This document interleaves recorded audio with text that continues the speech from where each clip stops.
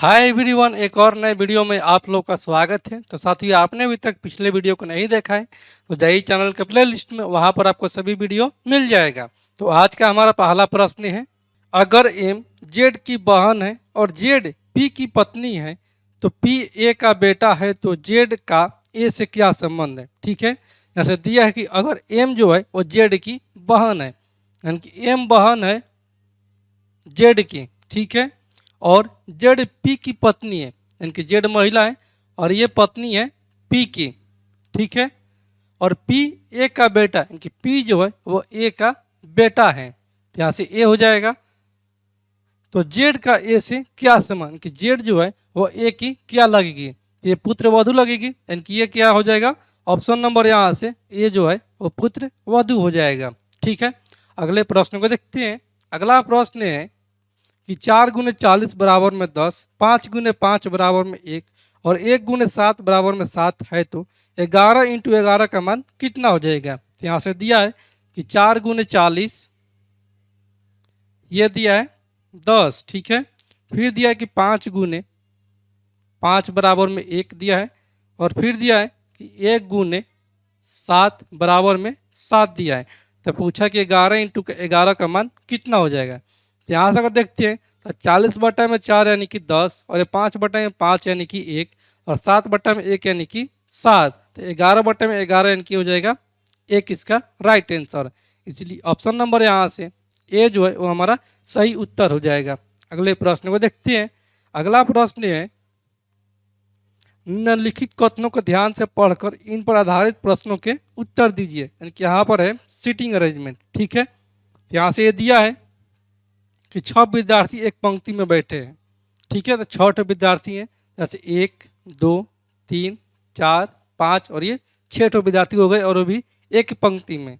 यहाँ से बोला है कि एल और आई के बीच में पी बैठा है। ठीक है, फिर आगे पढ़ लेते हैं कि एन के बाद एल बैठा है, एन के बाद जो है वो एल बैठा है। तो यहाँ से अगर हम रखते हैं एन को तो एल कहाँ बैठेगा, एन के बाद एल बैठा है और एल और आई के बीच में पी बैठा है, यानी कि पी यहाँ पर बैठेगा तो आई यहाँ पर बैठेगा।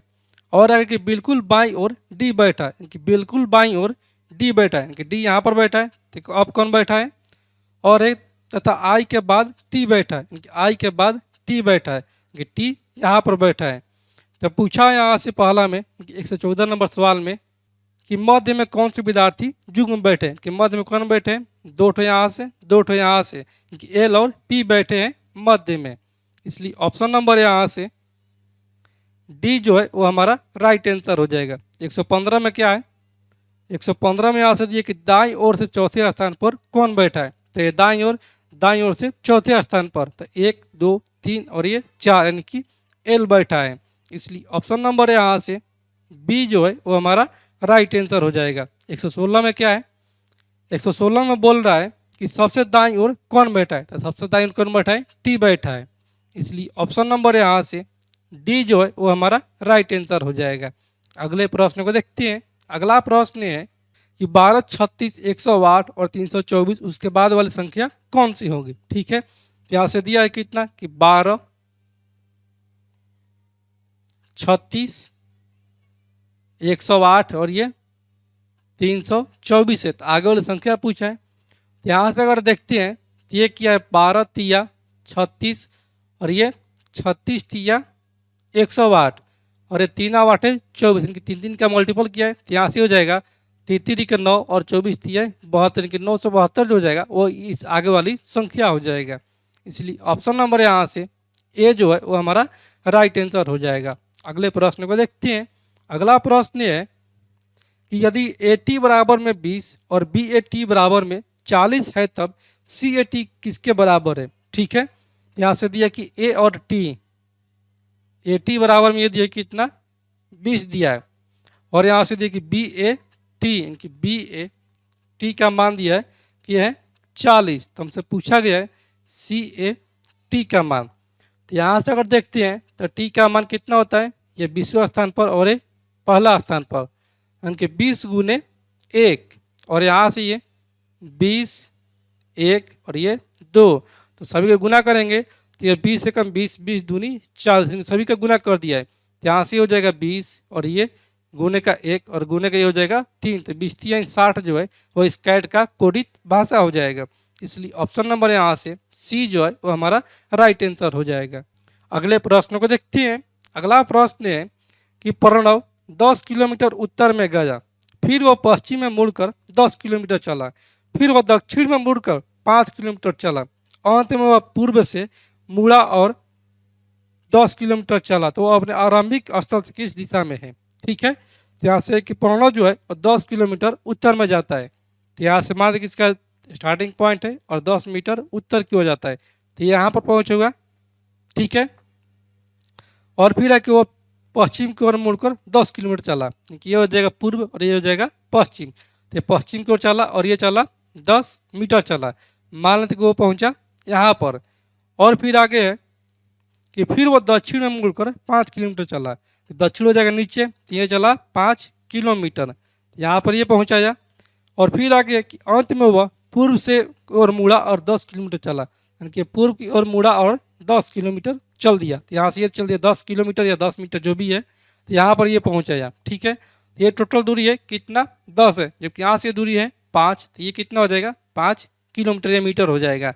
तो पूछा यहाँ से तो अपने आरंभिक स्थल से किस दिशा में, तो आरंभ कहाँ से किया था, यहाँ पर किया था, अब कहाँ स्थित है, यहाँ पर जस्ट इसके ऊपर में, यानी कि ये कौन सा दिशा हो जाएगा, यहाँ से डायरेक्शन निकालते हैं तो यहाँ से ये ईस्ट हो जाएगा, वेस्ट और ये नॉर्थ और ये साउथ हो जाएगा, यानी कि वो अभी स्थित है उत्तर दिशा की ओर।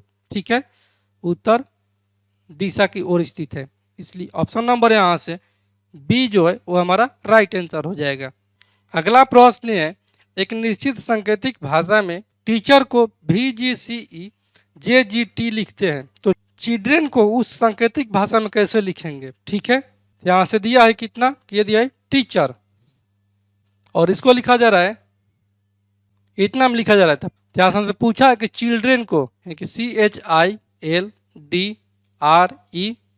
को पूछा है, यहाँ से एल छोड़ दिया, तो एल आप यहाँ पर बैठा दीजिएगा। तो यहाँ से अगर देखते हैं तो यहाँ से 20 से 22 किए कि 2 का वृद्धि, 5 से 7, 1 से 3 और ये 3 से 5, 8 से 10 और 5 से 7, 18 से 20, 3 से 5 ई और ये 8 से 10, 9 से 11, 12 से 14, 4 से 6, 18 से 20, 5 से 7 और ये 14 से 16, यानी कि इसका कोडित भाषा हो जाएगा EJKNFTGP, इसलिए ऑप्शन नंबर ए जो है वो हमारा राइट आंसर हो जाएगा। अगले प्रश्न को देखते हैं।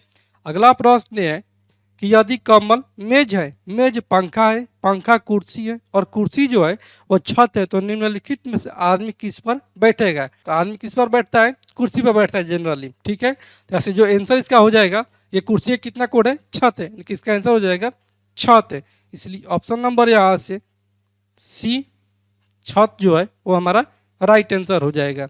अगले प्रश्न को देखते हैं।